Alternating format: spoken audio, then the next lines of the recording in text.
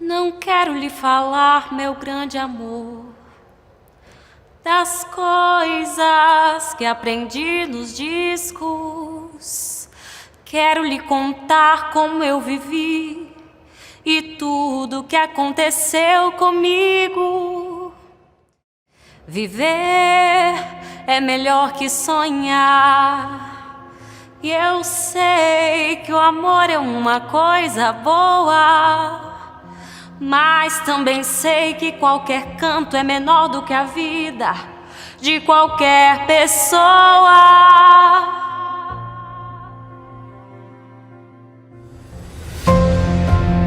Logo que eu comecei as crises, elas foram ficando mais frequentes. Então, às vezes era uma vez por mês, começou a ser 2 vezes por mês e foram aumentando.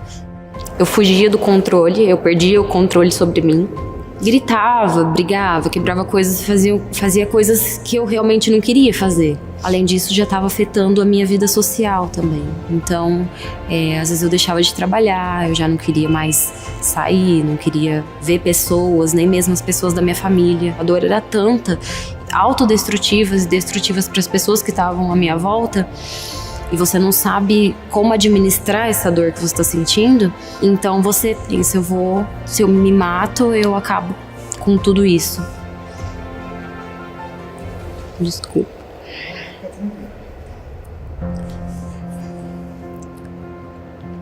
Eu comecei a ver que as coisas não estavam normais, que não era normal você ter crise, você pensar em suicídio. Então foi quando eu decidi procurar ajuda.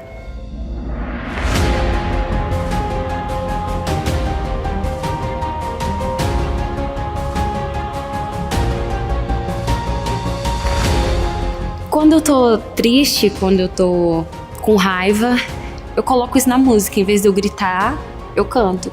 Já faz tempo eu vi você na rua, cabelo ao vento, gente jovem reunida. Na parede da memória, essa lembrança é o quadro que dói mais.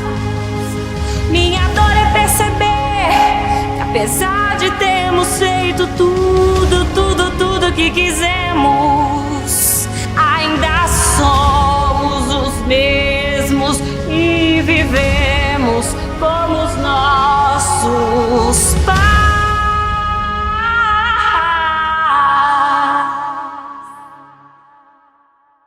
Eu mato um leão todos os dias. A gente não é perfeito. A gente tá sempre procurando melhorar. E nem sempre eu vou acertar. Mas eu estou escolhendo ser melhor a cada dia.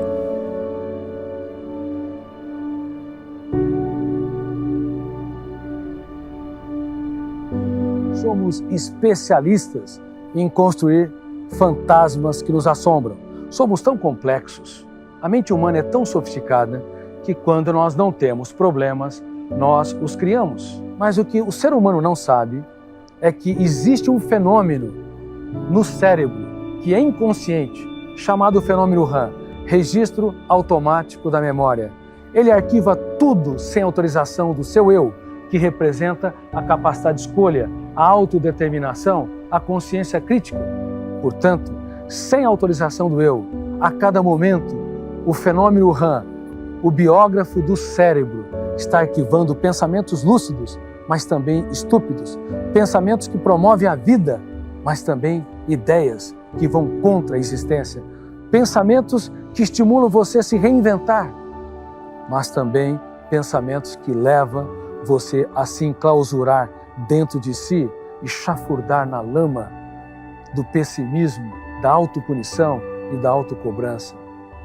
Cuidado, quando o biógrafo registra experiências traumáticas, pensamentos perturbadores, rejeições, críticas, ofensas, exclusões, ele arquiva em destaque janelas killer.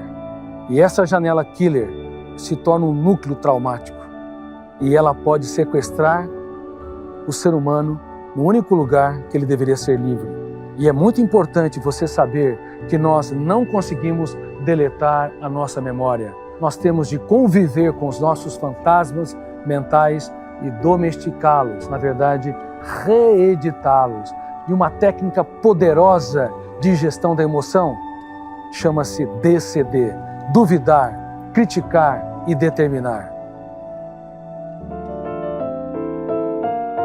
A dúvida é o princípio da sabedoria na filosofia. A crítica é o princípio da sabedoria na psicologia e a determinação estratégica é o princípio da sabedoria na área dos recursos humanos. Duvidar, criticar e determinar. Essa técnica tem de ser feita várias vezes por dia no silêncio da mente, durante meses e anos.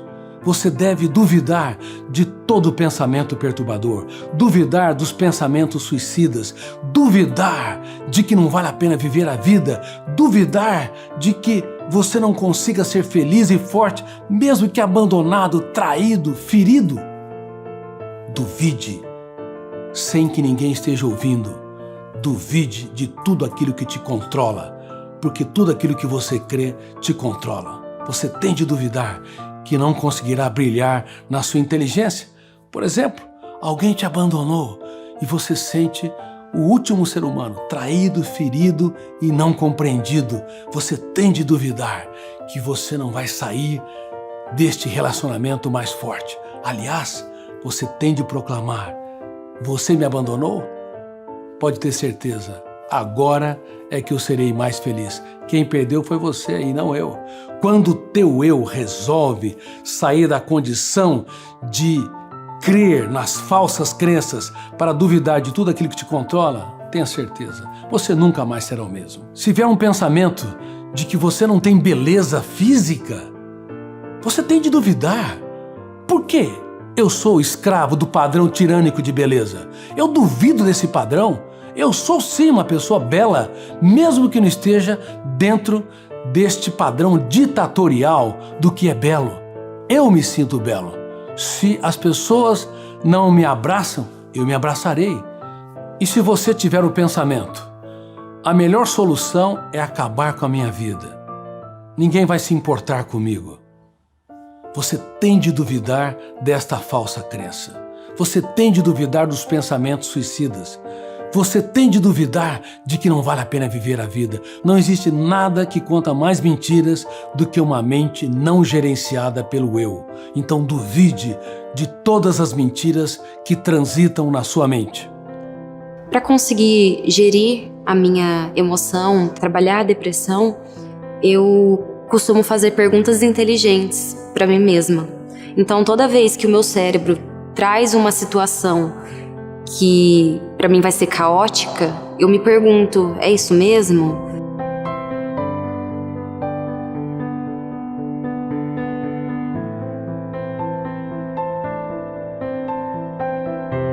Eu tento fazer várias perguntas e é um diálogo comigo mesma que eu estabeleço. É como se eu estivesse conversando com outra pessoa. Eu converso e eu tento chegar a alguma conclusão.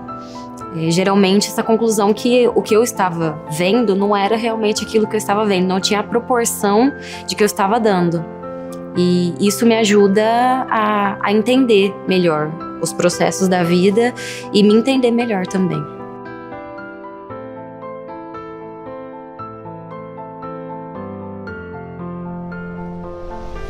Quando você usa a crítica, o teu eu ganha musculatura.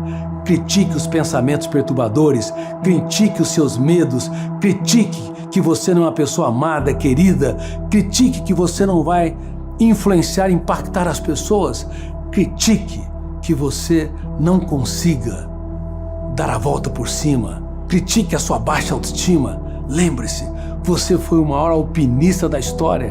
Isso é uma verdade científica. Lembre-se, você foi o maior nadador do mundo. Essa é outra verdade científica. Quando 40 milhões de concorrentes queriam colocar você de lado, quando 40 milhões de espermatozoides queriam anular, asfixiar e até pisotearam você, você creu na vida. Então você tem de criticar você quando achar que não vale a pena viver a vida, porque você está no fim da linha.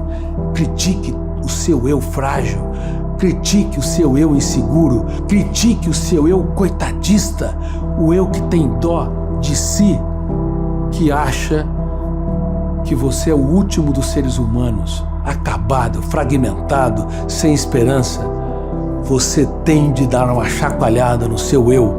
Ele tem de deixar de ser conformista e autopiedoso para exercer o papel solene de autor da sua própria história.